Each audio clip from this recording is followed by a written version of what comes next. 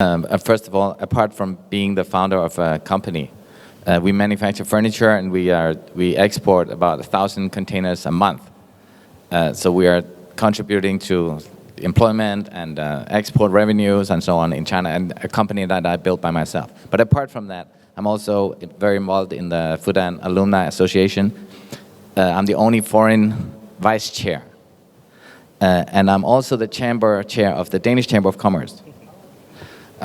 Anyway, but my first point here today is a little bit about, I'm from a small country in Northern Europe, Denmark, and obviously I have a lot of contacts with the people from Denmark coming here and going back, and companies investing and so on, as the Danish chamber chair. And for me, it is quite clear that many countries, and I can only speak from Denmark, but I believe it goes for many countries, they are living in a bubble about China. They do not understand or fathom what is going on in China and why is the government doing what they do and all these things. So in the media, in the Danish media, for instance, China is projected really negatively. At the same time, if you ask our Consul General, he would say the media is very negative, but business has never been better. And that's also true.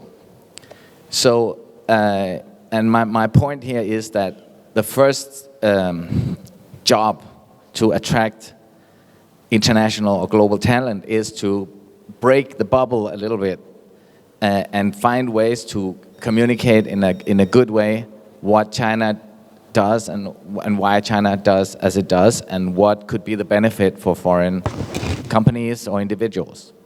And it's not an easy task because there's very big cultural gaps and the misconceptions are quite deep. But I believe that I always believed in understanding and dialogue and communication is the only way to do that. And I think Ms. Lee had a very good example from sports. But with COVID, this has become even more difficult, a lot more difficult. And in fact, the community of foreigners in Shanghai has been reduced by about 30% over the last 2 years. So it is quite difficult. You say we're not attracting more talent, we're actually attracting less talent.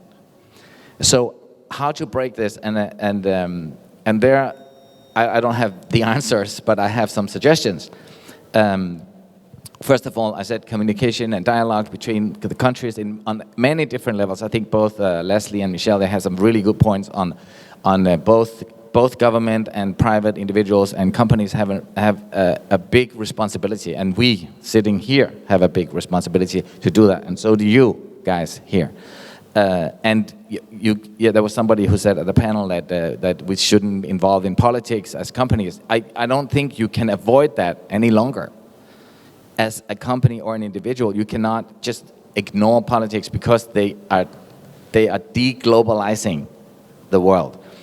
And somebody has to work through that, through dialogue and so on. The first point was this about the bubble. My second point is that the Chinese government, in my opinion, is very proactive and actually one of the governments globally that is able to plan and execute things longer term. If in the US you have a president for 4 years, maybe 8, but that president will not look beyond the 8 years where he is. So there's nobody who takes care of the US transport infrastructure, which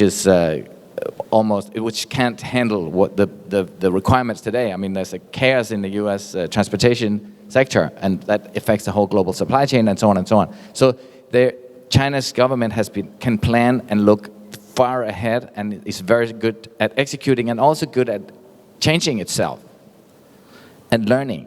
This is also something which is different. And there we come again to the bubble a little bit. The Danish government can discuss, for right now they're discussing whether the back seat in a car should have the seat belt by law or not.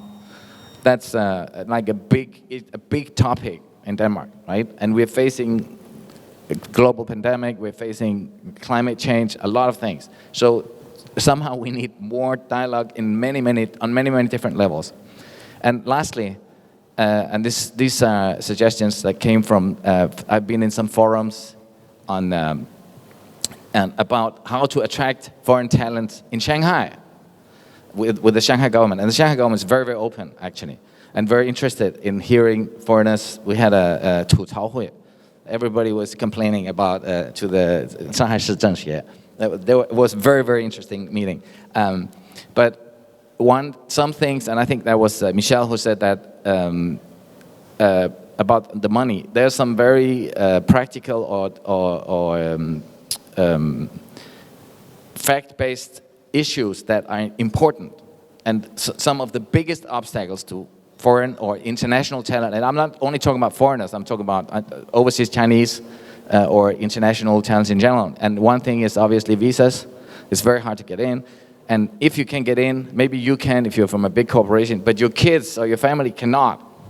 So this is a huge obstacle. Another point is tax, individual income tax is being leveled among foreigners and Chinese, which has a huge negative impact on foreigners. So there's a lot of further people who are going to leave. I'm talking about Shanghai. But maybe Hangzhou has a chance to do things differently. And this was, I think, we don't have that many from Hangzhou left here, but I'm sure Hangzhou, because Hangzhou has a lot of special advantages and cultural advantages from being, it's a little more laid back than Shanghai. It's much more beautiful, and there's a natural, environment is fantastic, and there's a lot of culture, and it's on some levels a younger city, I believe, in terms of the tech sector. So I think there's a lot of leverage to be done there. So if the government can lead some policies that maybe, and I think that was Leslie who said about targeted programs from that we've learned from Singapore and so on, how to do that in a good way. That is, that's it. For now. I could talk for a long time, but I think for now that's enough. Thank you.